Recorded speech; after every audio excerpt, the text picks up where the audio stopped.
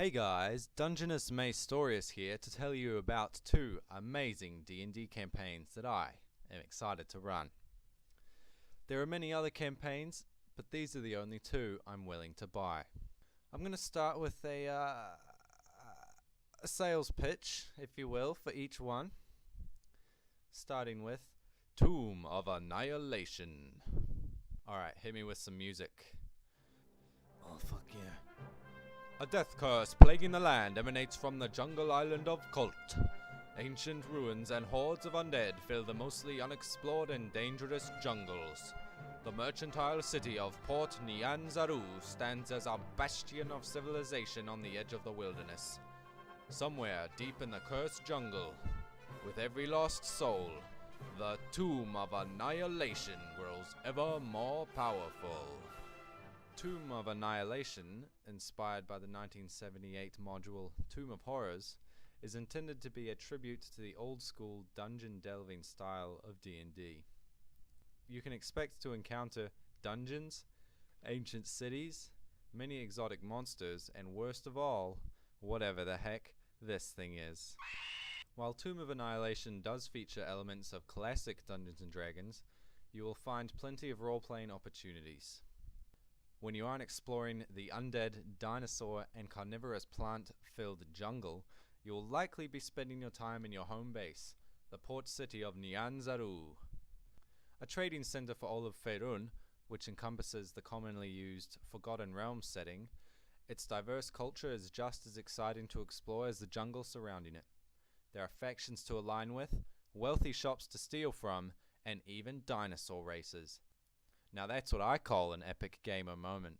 The early levels of the game will be spent going between Nyanzaru and exploring the jungle using a physical hex map that you gradually uncover as you penetrate deeper inland.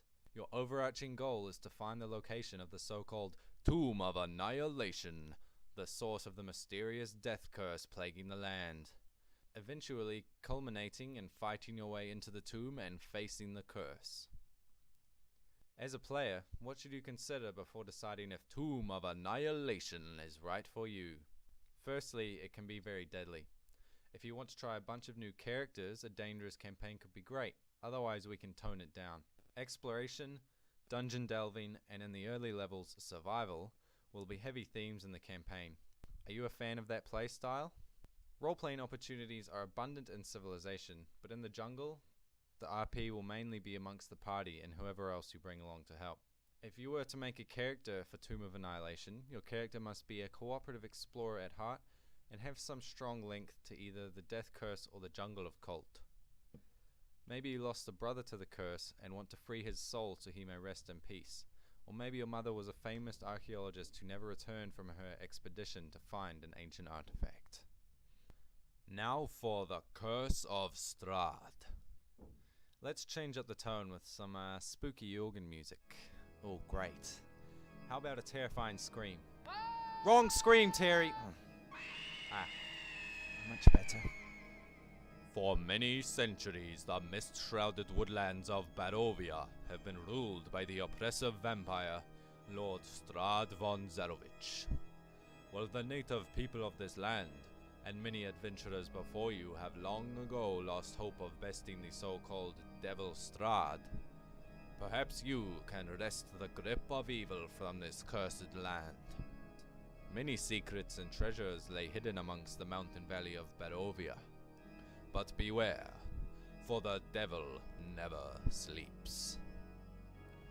Curse of Strahd is a revamp of the critically acclaimed module Ravenloft. It is a sandbox built around an amazing story and absolutely dripping in gothic horror. While at its heart a basic vampire story, it's based on the old school style of vampires instead of what we have now, which means it's actually good. The vampire, Lord Strahd von Zarovich, is as much a part of the setting as the land of Barovia itself.